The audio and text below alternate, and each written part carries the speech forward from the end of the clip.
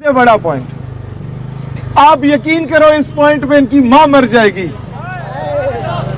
इन गंदी आंटियों की। और वो जो नामर्द टाइप के मर्द फिर रहे थे उधर सो कॉल्ड, वो मैं कुछ नहीं कहना चाहता। आज हमारे साथ आए ख्वाजा सरा कुछ, और उन्होंने बैनर उठाया हुआ बड़ा सा कि मेरा जिस्म अल्लाह की मर्जी, और मीडिया को इंटरव्यू दे रही थी, इसी माइक पे खिताब कर रही थी वो कि अगर मेरे जिस्म पे मेरी मर्जी होती तो मैं ख्वाजा सरा की जगह मर्द पैदा हो जाता या औरत पैदा हो जाती, मेरे जिस्म पे उसी की मर्जी और मैं हर हाल में खुश हूँ। और ख्वाजा सरा ने, मैं समझ जाऊँ, जिस तरह की चमाट मारी है उन गंदी आंटियों को, इतनी चमाट हम भी नहीं मार सकते।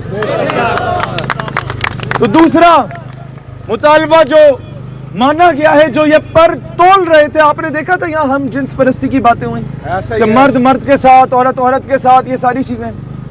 और वो तंजीमों पे $10 मिलियन की वो ट्वीट हमने देखी जिसपे वो वेरीफाइड अकाउंट के साथ अमेरिकन कहता है कि पाकिस्तान पे इन्वेस्ट किए गए, कि जेंडर पे हम काम करेंगे।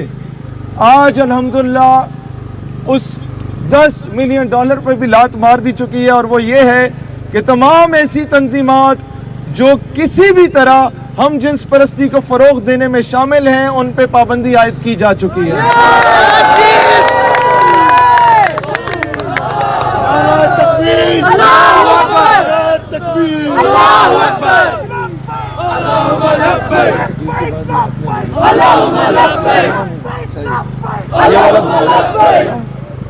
और एक और जो ये मेरे भाई कह रहे थे कि मीडिया से रिलेटेड बात हुई, आप लोग क्या मालवी सिरमत को रोजा आइंदा मीडिया पे देखना चाहते हैं कि नहीं? आइंदा किसी गंदी और नाजायज औलाद को मीडिया पे देखना चाहते हैं या नहीं? तो आपको मुबारक इस बात की होनी चाहिए, मंसूर अली खान को भी बताएं।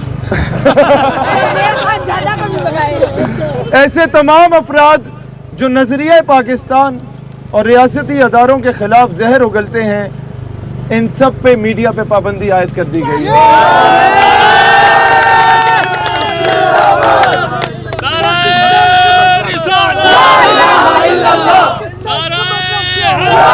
मुझे ये कहता, पाकिस्तान का मतलब क्या? ला इलाहा इल्लल्लाह। दस्तूर रियासत क्या होगा?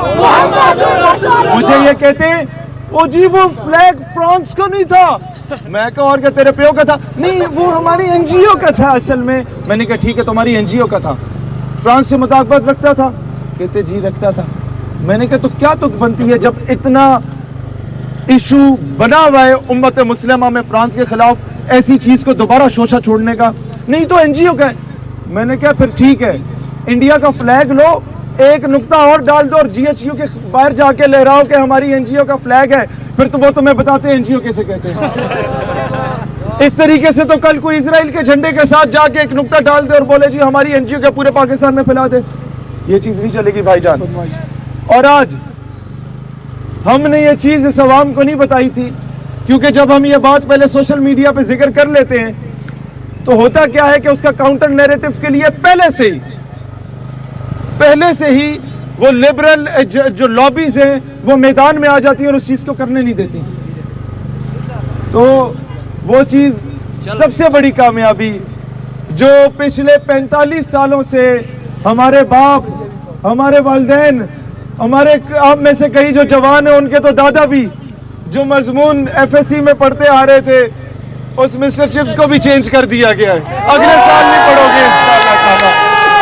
उसकी जगह इस पे कमेटी बिठा दी गई है कि कौन से इस्लामी हीरो, क्या सलाउद्दीन अय्यूबी को पढ़ाया जाए या नूरुद्दीन संगी को पढ़ाया जाए, मोहम्मद बिन कासिम को पढ़ाया जाए या तारिक बिन जियाद को पढ़ाया जाए। हमारी मुज़ाकराती कमेटी में एक पीएचडी स्कॉलर था हमारा मलिक वकास सलीम, दूसरा सॉफ्टवेयर इंजीनियर था नौमान भाई। तमाम कॉलेजेस, यूनिवर्सिटीज, मदारिस, स्कूल्स के स्टूडेंट्स, हमारी बहनें जो आज शरीक हुई हमारे साथ, मीडिया की जो खवातीन आई वो हैरान थी कि यार हम तो औरत मार्च में खुद को इतना सिक्योर फील नहीं कर रहे थे जो औरतों के लिए निकला था, जितना हम यहाँ पे अपने आप को सिक्योर फील कर रहे हैं। कि हम गुस्से नहीं है कि पहले ही लोग हमारे लिए जगह छोड़ देते हैं और चेन बना के हमारी हिफाजत करते हैं। मैं क्या this is what Islam is.